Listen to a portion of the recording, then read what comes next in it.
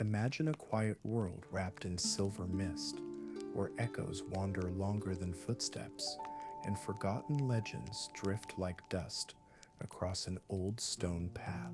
Tonight, we enter the realm that followed the journey to the west, a place where Sun Wukong's spirit has fractured into wandering memories, and a silent successor walks alone through the ruins of his legacy. As you breathe slowly, let the world soften around you. Whether you're lying in bed or resting beneath the last glow of midnight, follow me into the footsteps of the destined one. If you enjoy these journeys, please like, share, and subscribe. Tell me where you're listening from, what time it is, and the topics you'd love to explore. Your thoughts may guide our next adventure. In this world that unfolds, after the journey to the west, peace is little more than a faded rumor, soft enough to forget, sharp enough to ache.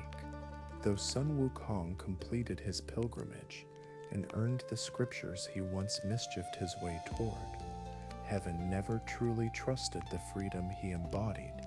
His defiance lingered like a spark that refused to die, and so the celestial court acted in silence. They unraveled him, not his body, nor his strength, but his senses, his awareness, the very threads of his soul.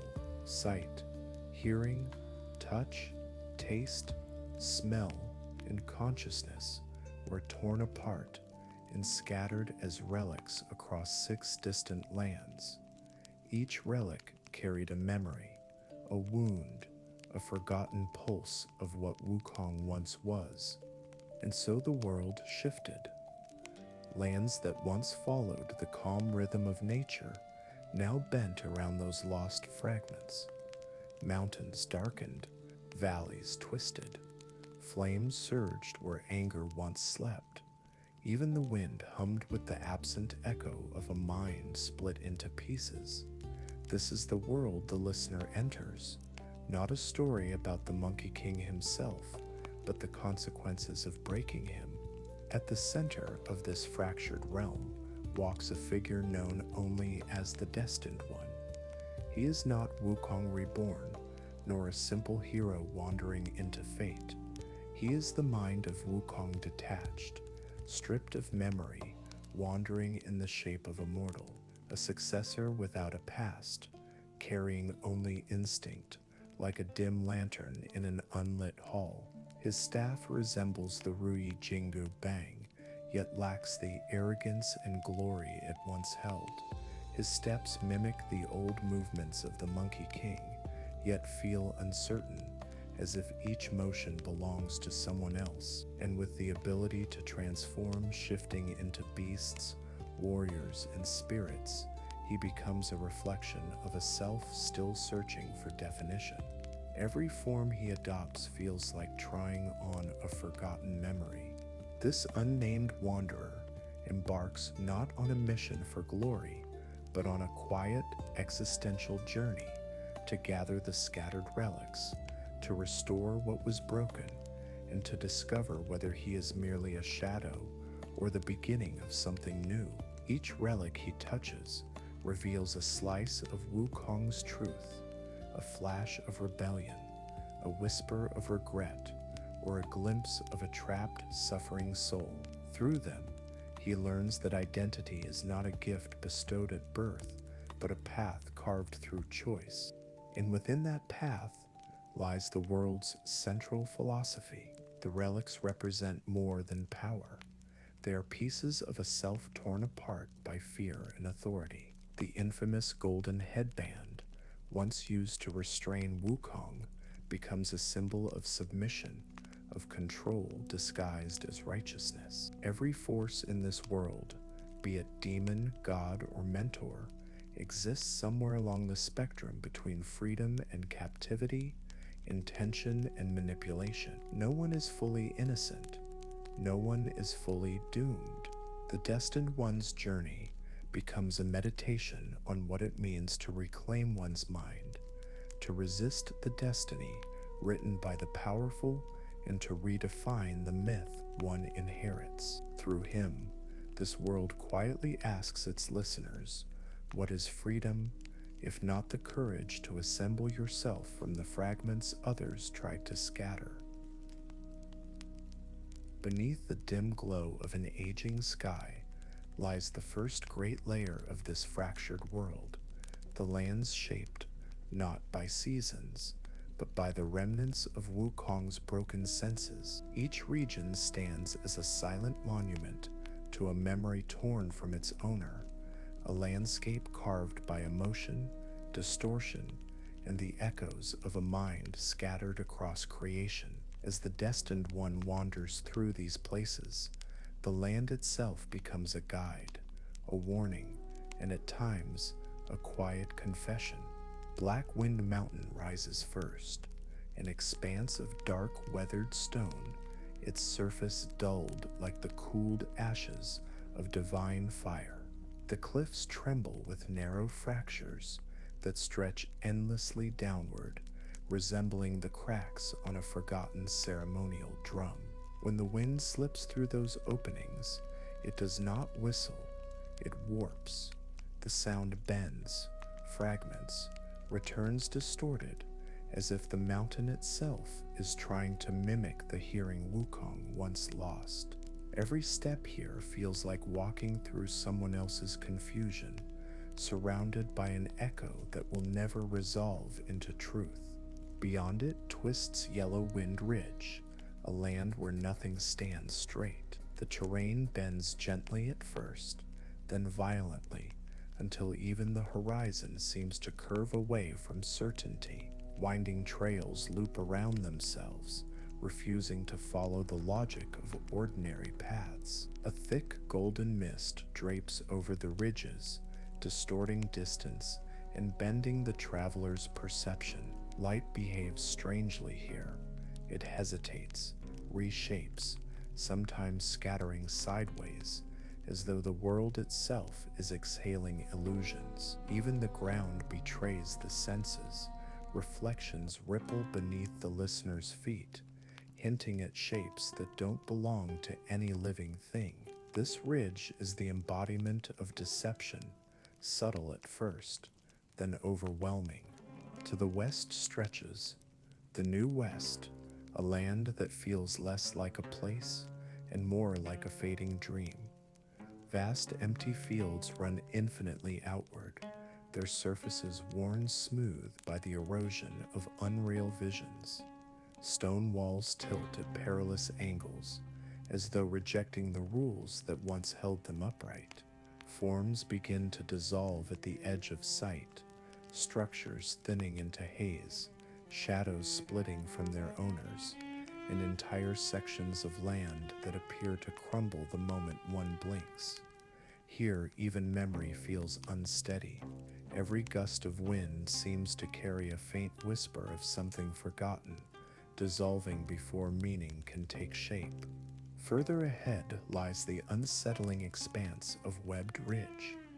Its terrain resembles a colossal web, stone stretched thin like strands, earth pulled taut until it forms natural bridges and suspended pathways. Deep ravines open suddenly beneath the traveler's feet, drawing the eyes downward into seemingly bottomless chasms. The entire ridge feels like a trap laid by time itself, holding fragments of the past and present in a delicate, inescapable snare. Moving through, it feels like stepping into the tension between who Wukong was and what he became. Heat radiates from flaming mountains, where volcanic peaks burn with a furious, ruddy glow.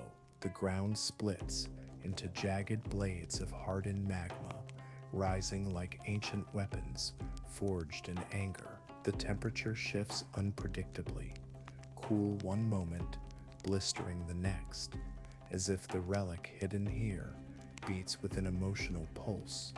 Spirals of ash drift upward in restless movements, mirroring the unquiet rage that once lived within Wukong's heart.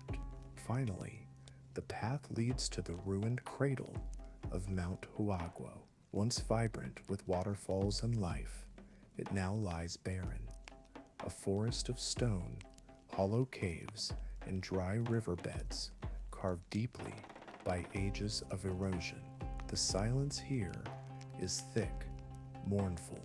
It is the echo of a home that remembers what it once was, but can no longer reclaim. Somewhere within these deserted caverns wanders the broken shell, a fragment of Wukong's abandoned body, drifting endlessly through the remnants of its birthplace. Each land is more than scenery. It is a memory fossilized in earth and air, waiting for the destined one to reclaim what was lost. Across these distorted lands, the air itself behaves like a living memory, shifting, trembling, and reshaping itself according to the relics hidden within. Climate no longer follows the quiet rhythm of nature. Instead, it bends to the emotional residue left behind when Wukong's senses were torn apart. Each region breathes its own mood, as if the world were trying to speak through wind, fog, and trembling light. In some places, the atmosphere sags under invisible weight. The air grows heavy, cool, and strangely sorrowful, as though the land remembers something painful but cannot articulate it. Elsewhere, anger pulses through the wind, sudden gusts that sting the skin, carrying the sharp crackle of heat, even when no fire burns nearby. And there are moments when the world simply loses its rhythm. Calm skies fracture into storms without warning, only to fall silent again in the next breath. Fog gathers like a thick curtain, swallowing entire valleys before dissolving, as if embarrassed by its own presence. Nothing happens by chance.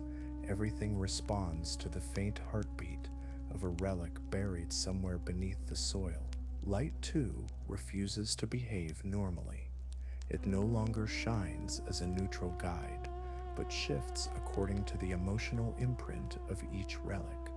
In lands influenced by anger, the horizon glows in deep reds and molten oranges, as though smoldering beneath the surface. Shadows tremble, shrinking and stretching in unnatural rhythms, as if they were alive and reacting to the relic's unrest. In domains shaped by fear, light becomes pale and uncertain, fading into ghostly hues of violet and blue. The world dims even under an open sky, as though the sun itself hesitates to touch the ground.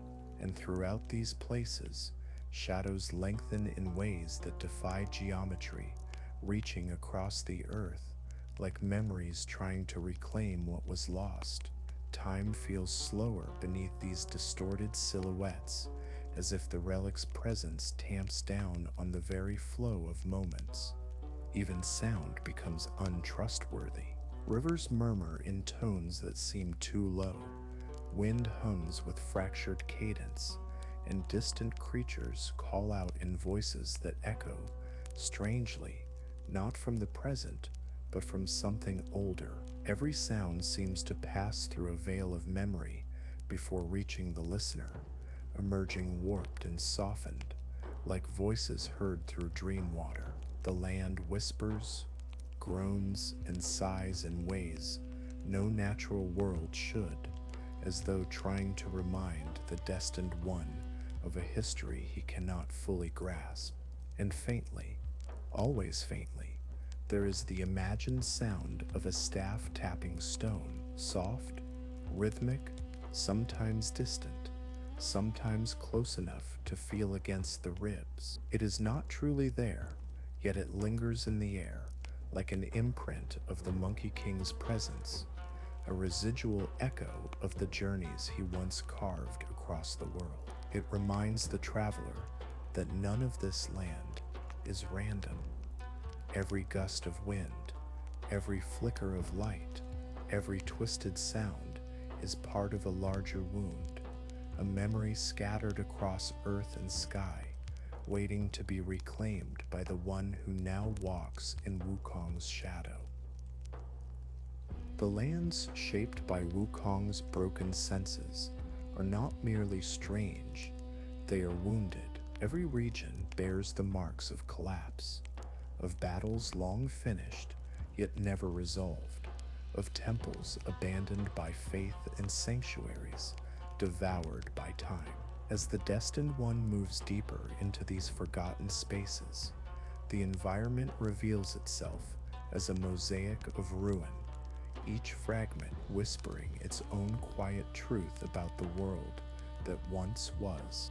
The first signs appear in the fallen shrines, ancient sanctuaries once tended by Yaguai clans. Many of these structures stand half swallowed by earth, their carved reliefs scraped clean as if erased by divine hands. Pillars lean at unnatural angles, broken not by age, but by force, as though something from the heavens struck them down with uncompromising precision. Bridges that once connected paths and villages now collapse at their centers, splitting the land like memories torn in two. Crossing these ruins feels like walking through a world where time itself snapped, leaving only fragments behind. Moving deeper, the architecture shifts into an uncanny mixture of traditions: Buddhist calm, Taoist austerity, and Yaoguai survival instincts fused together in patterns that should not coexist. Abandoned Buddha altars sit coated with thick layers of cobwebs, their golden surfaces dulled into gray, their serene faces half buried in dust. Between them lie scattered celestial pillars, white stone threaded with hints of gold, cracked open as though unable to bear the weight of centuries of conflict. Not far away, the caves belonging to Yaoguai show signs of desperate life: claw marks etched along stone walls, piles of ash where fires once burned to warm cold nights, and protective sigils scratched into the floor in shaky, uneven lines. These caves, crude yet sincere, tell a story of beings who never sought glory, only survival. But the clearest testimony of the world's suffering lies in the scars of battle, spread across the land like a silent battlefield, frozen in time. Burn marks ripple across the ground in swirling patterns, evidence of clashes between celestial soldiers and monsters shaped by fate. Some areas bear deep circular impressions, massive craters pressed into the soil by divine weapons, their edges still smoldering faintly with residual energy. These are not the marks of mortal conflict. They are reminders of power so great it reshaped the terrain itself. Then there are the tracks, heavy, dragging, unmistakably deliberate, found only in one place, Mount Huaguo, the birthplace of Wukong.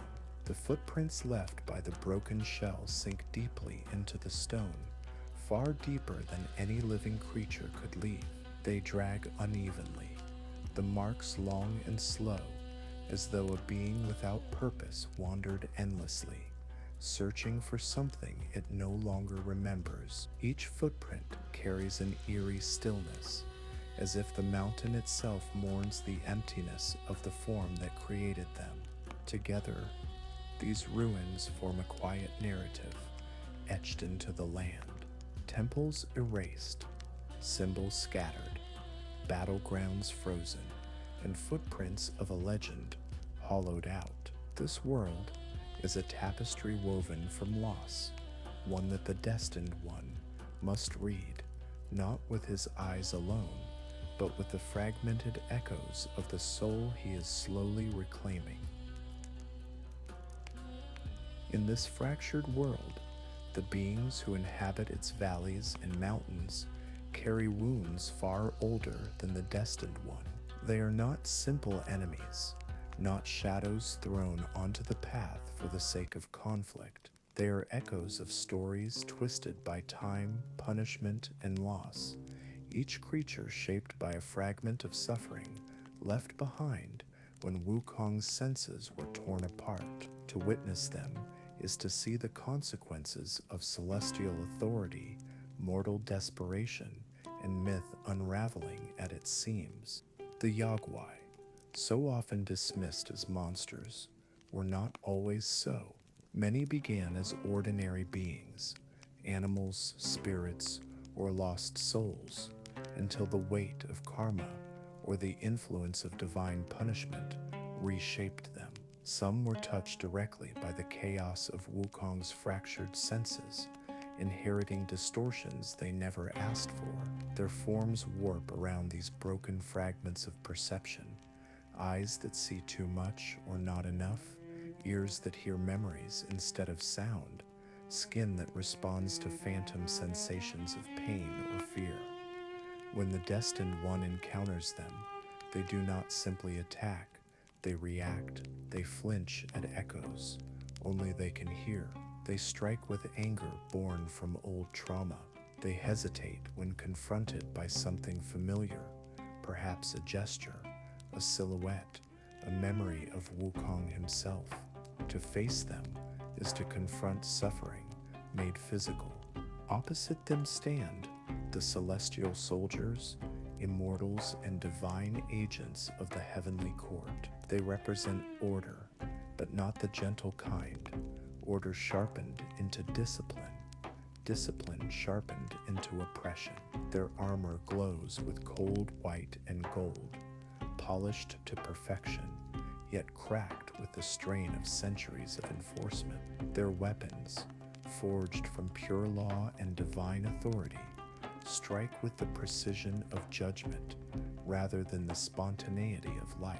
They see themselves not as villains, but as guardians of cosmic balance. To them, Yaoguai are mistakes, glitches in creation that must be corrected, and the Destined One, a mind severed from Wukong, is something far more dangerous, a possibility, a threat, a reminder that their control is not absolute. Whether he walks with peace or violence, they have already decided his fate should end in chains. Between these two forces stands the enigmatic old monkey. His back is slightly bent, his fur aged, but his eyes hold a weight that no mortal creature could bear lightly. He speaks with the softness of a mentor, yet every word feels calculated, as if guiding the Destined One toward a conclusion only he can see. He knows the truth behind the relics, understands the nature of the split senses, and carries a familiarity with Wukong's legacy that he never fully explains.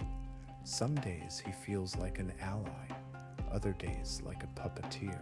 His motivations blur between loyalty and manipulation, and even in the calmest moments, one cannot shake the sense that he is steering a story far older than the Destined One's existence. Then there is the broken shell, a reminder of everything Wukong lost. It is the Monkey King's body without his soul, a form stripped of sense, memory, and intention. Cracks run across its surface like fault lines left by divine judgment. It wanders Huaguo in slow, dragging steps, as though searching for a purpose it can no longer name. Facing it is like facing a legend, hollowed out, a myth reduced to instinct alone. To confront the broken shell is to look into the void left behind when a hero is dismantled piece by piece. Together, these beings form the living tapestry of the world, victims, enforcers, manipulators, and remnants, all orbiting around the shattered legacy of Wukong, waiting for the Destined One to decide what that legacy will become. Across the 6 regions shaped by relics and ruin, 3 forces quietly define the rhythm of existence: the unyielding authority of heaven, the cyclical suffering of the Yaguai, and the lonely presence of the Destined One, an anomaly who belongs to none of them. Their interactions form an invisible structure, a social gravity that shapes every choice the destined one must make. Above all stands the heavenly court, an institution woven into the very laws of the cosmos. Its officials, soldiers, and celestial enforcers dictate the flow of power, magic, and order throughout the three realms.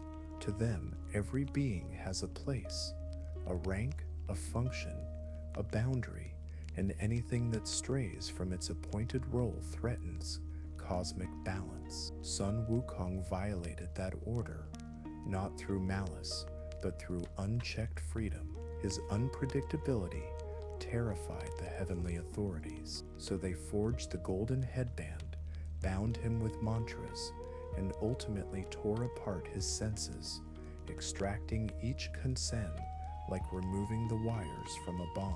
Their fear of another Wukong runs so deep that any creature capable of growing beyond expectation is immediately marked for suppression. The destined one, with his malleable identity and dormant potential, represents the exact kind of anomaly heaven refuses to tolerate. Below them, scattered through mountain valleys and abandoned shrines, lives the society of Yaguai beings trapped in a never-ending loop of karma. Their existence is defined by cycles: commit a transgression, be hunted, die, reincarnate, repeat. Some were punished directly by heavenly decree, others inherited curses passed down through generations. Even those who simply tried to survive found themselves entangled in the celestial bureaucracy of sin and retribution. Their suffering is not random. It is institutional. In these fragmented tribes, small groups gather out of necessity rather than unity. They build shelters in caves, carve protective symbols in the earth, and cling to whatever remains of community. There is no single ruler, no grand hierarchy, just clusters of wounded souls trying to avoid the gaze of heaven. And through it all, the Yaoguai remember Wukong. Some admire him, even revere him as the only being who defied heaven and lived. Others resent him, believing his rebellion made their punishments harsher. When they see the destined one, their responses vary: fear, hope, suspicion. In him they sense the familiar scent of chaos, but also the uncertainty of a being still unformed. Between these two worlds, a celestial empire above and a fractured wilderness below, stands the destined one, belonging to neither. Without the six senses that define identity, he walks the world as an unfinished thought. Those who look at him project their own fears and desires. To Evan, he is a threat waiting to awaken. To Yaguai, he is a possible savior or a dangerous imitation. To Build Monkey, he is a piece on a board only he understands. In this delicate balance, the destined one becomes something rare, a free variable in a world built upon fixed roles. He is a being outside the system, walking through a society determined to place him somewhere, under a crown, under a curse, or under control. And in this tension, the true exploration of the world begins, not through geography, but through the unspoken forces that govern who is allowed to exist and how. At the heart of this fractured world lies a set of conflicts older than mountains and more persistent than the ruins scattered across the land. They form the invisible tension that shapes every step the destined one takes. Three forces pressing against him like unseen hands, each trying to turn his path toward a different fate.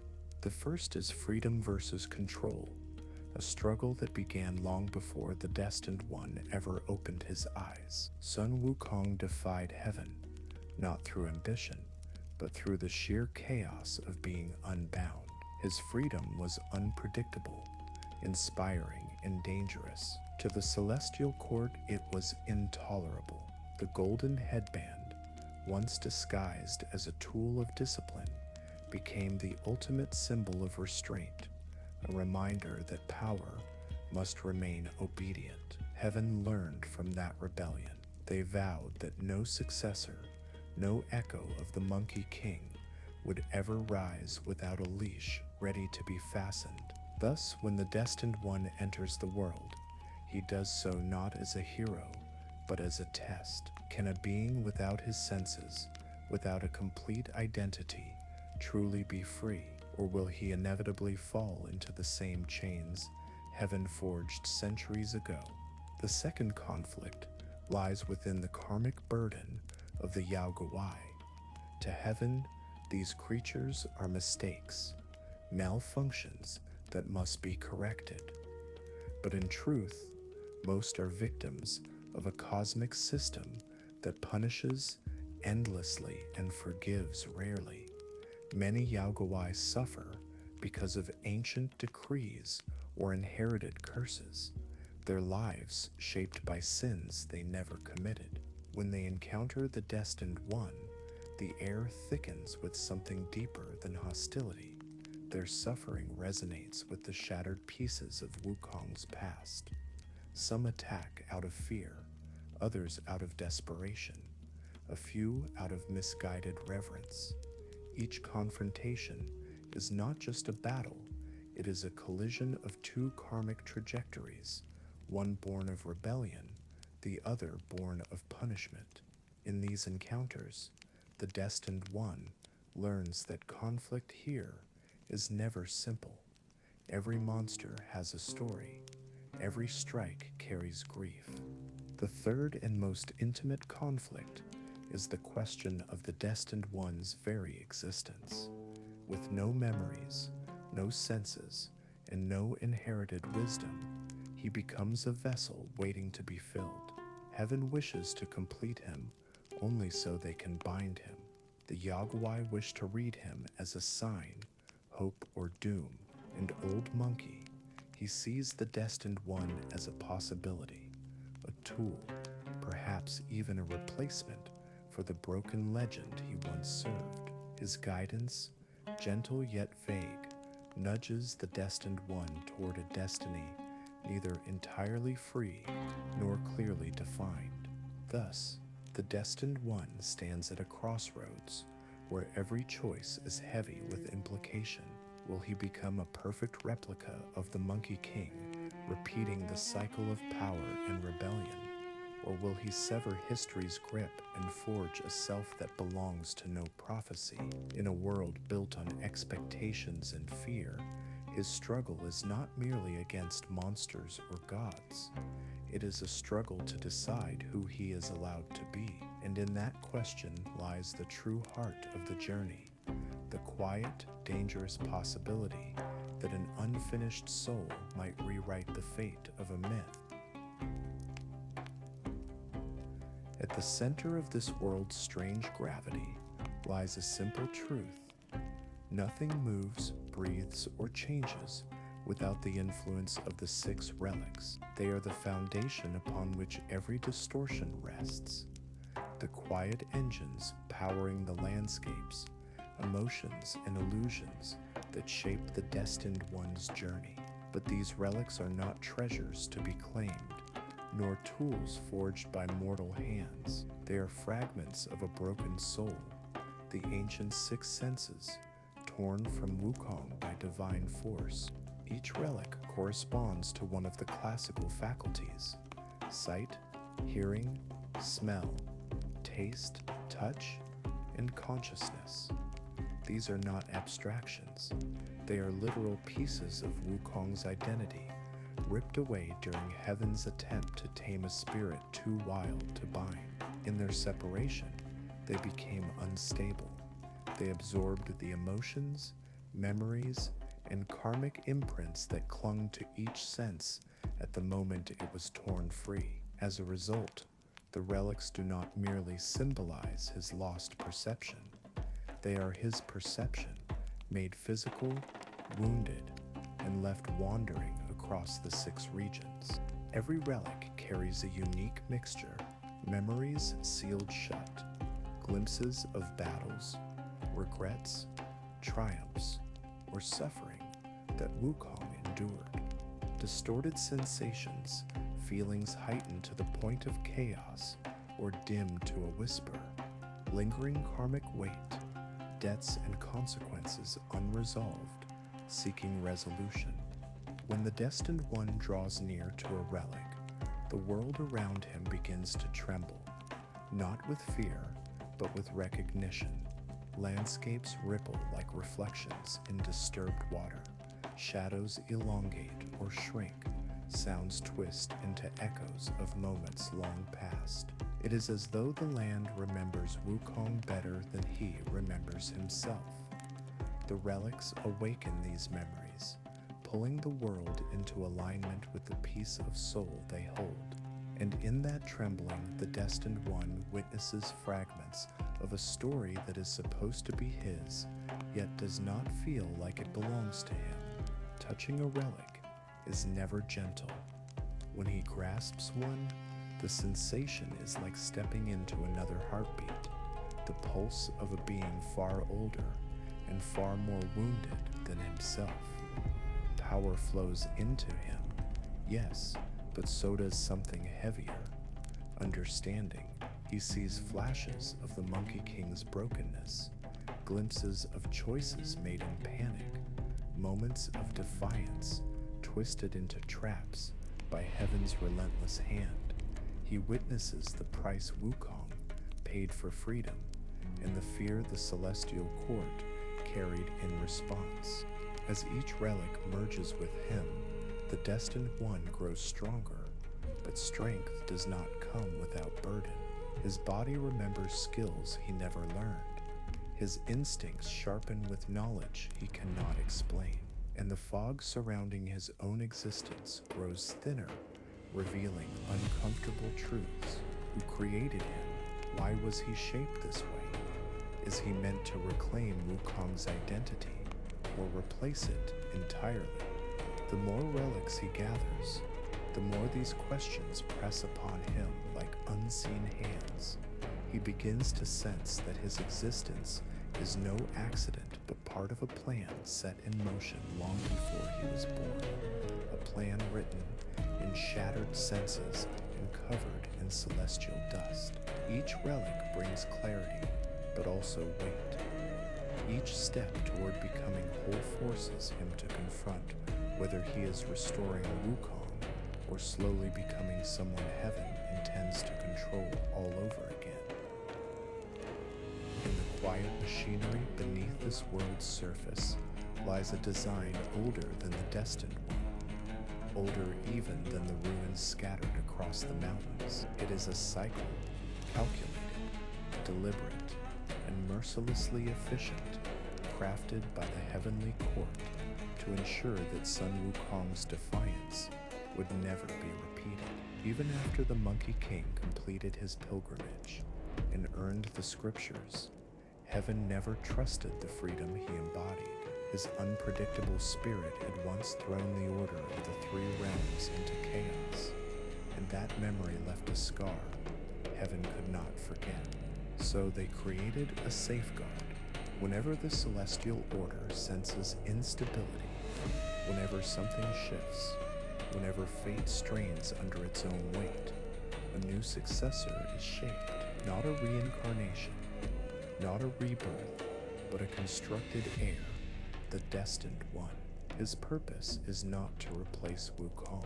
Instead, he exists to become a version of Wukong that heaven can control, sculpted from the remnants of the Monkey King's own fragmented senses. The world believes the cycle is natural, that each successor is born by destiny, but destiny here is merely heaven's hand, disguised as fate. Once created, each successor is pushed toward the same predestined path. The relics call to him, not out of longing, but because the system was designed to make them irresistible. He must gather them. He must grow stronger. He must follow the echoes of the Monkey King's shattered identity until he arrives at the place where heaven awaits with the golden headband. This is the cycle of control, a path that pretends to offer self-discovery, but ends only in submission. In every generation, Old Monkey stands at the center of this cycle. He guides, advises, and nudges each destined one toward what seems like truth. But beneath his gentle tones lies a profound conflict. He has watched this loop repeat countless times. He has led many successors down the same road toward the same end. He knows the relics do not heal. They bind, and yet he continues to play his part, uncertain whether he is helping the successor ascend or trapping him in a fate written by heaven. And so the cycle repeats.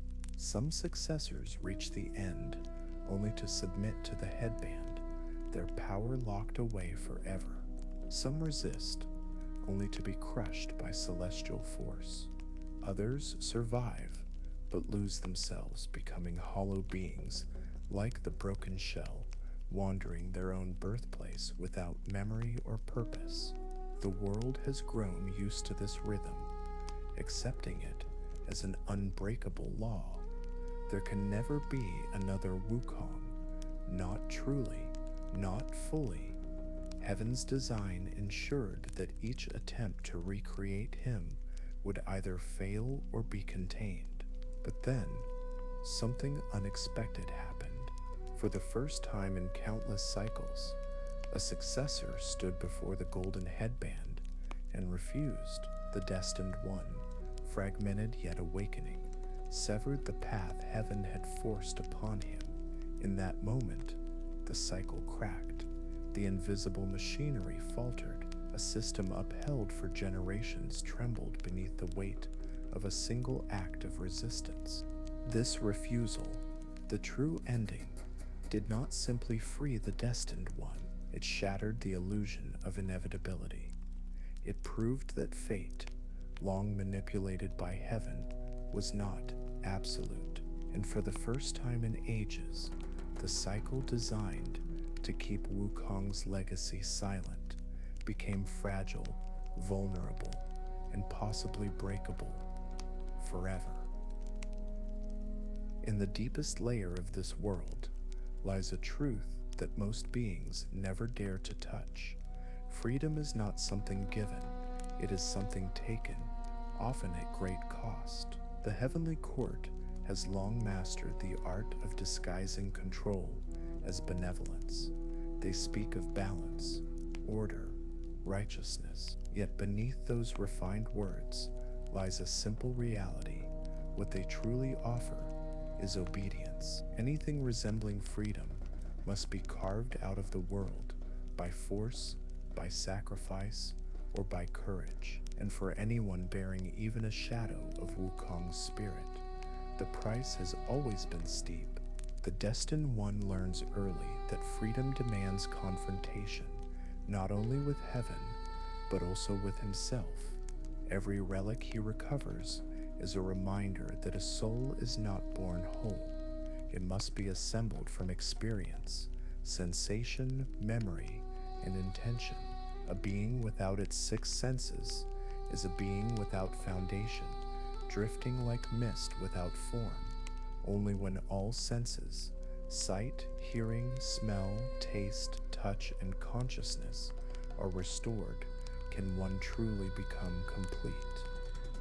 This is why Wukong shattered into so many pieces: body, mind, instinct, and will. His fragmentation was not an accident, it was a deliberate unmaking. As the destined one slowly reclaims each sense, he does more than gain power. He gains selfhood, but what emerges is not Wukong reborn. Instead, a mirror begins to take shape. Each relic reflects a piece of Wukong's past: the defiance, the fear, the brilliance, the wounds, but the reflection is imperfect. It flickers, it blurs, it asks questions rather than giving answers. The destined one becomes a living echo, shaped less by destiny and more by what the world expects him to become. Heaven expects him to submit. The Yagwai expect him to lead or destroy. Old Monkey expects him to fill the void left behind.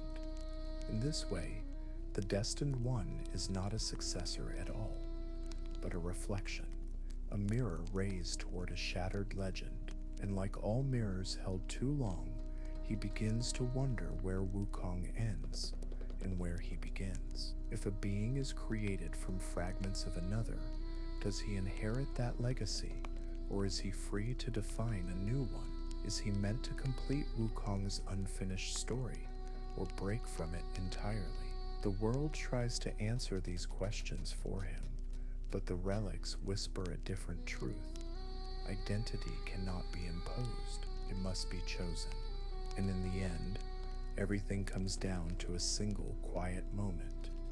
The moment when the golden headband is placed before him, glimmering ancient, heavy with expectation. Heaven sees it as a rightful crown. Old Monkey sees it as a necessary sacrifice. The Yagwai see it as proof that destiny cannot be escaped. But the destined one sees something else, a choice. To wear the headband is to accept a life already written. To refuse it is to risk becoming something unknown, something that even heaven cannot predict. That decision becomes the final threshold, the point at which reflection becomes independence. In that moment, whether he chooses obedience or rebellion, the destined one ceases to be a shadow cast by Wukong. He becomes a soul unto himself, defined not by the relics he gathers, but by the freedom he claims. Close your eyes for a moment and imagine the world softening around you. The air grows cooler, the edges of your thoughts loosen, and your mind drifts toward a mountain wrapped in pale silver mist. This is where our meditation begins, not in noise or urgency, but in the quiet after a long journey, the quiet that belongs to those who walk with forgotten memories. Inhale slowly, draw the breath into your chest, and let it expand gently, like morning fog lifting from the peak of Mount Wagwo. Picture a lone figure ascending those ancient stones, the destined one, a soul still incomplete, moving with the silence of someone who is learning how to exist. The mist curls around him, neither guiding nor hindering, simply acknowledging him, offering space for a self still forming. As you breathe in, feel that same mist wrap around you. Let its coolness settle into your muscles, easing every place where tension hides. Hold the breath, just for a moment. Stay suspended between one heartbeat and the next. Imagine standing where he stands, on a narrow ledge between freedom and fate. With the night it hid of you lies the possibility of becoming whole. Behind you, the long shadow of a legacy you never asked to inherit, and somewhere, not far away, rests a golden circlet, gleaming faintly in the dark, like a quiet promise or a quiet threat. Feel that stillness inside you, the delicate pause where everything seems possible. This is the place where choices form, the space between the world's expectations and your own becoming. Now exhale, slowly, gently. Let the breath slip out of you like a memory dissolving into the wind. Imagine the faint tap of the Ruyi Jingu Bang, soft, distant, fading down the mountain path. It is not the sound of battle, nor the sound of command, but the echo of a story trying to find its way home. Release the weight you don't need, the echoes that are not yours, the voices of fate that have tried to tell you who you must be. With every breath out, feel yourself stepping further into the present, lighter, clearer, more your own. Again, Inhale, letting the world broaden around you. Mist, mountain, wind, and distant sky merge into one soft pulse, steady as a heartbeat. You are not running from the story, nor chasing it. You are simply resting inside it, letting it settle. Hold finding stillness in the balance between what was and what might be. Exhale, allowing the remnants of noise, expectation, and fear to drift away, piece by piece.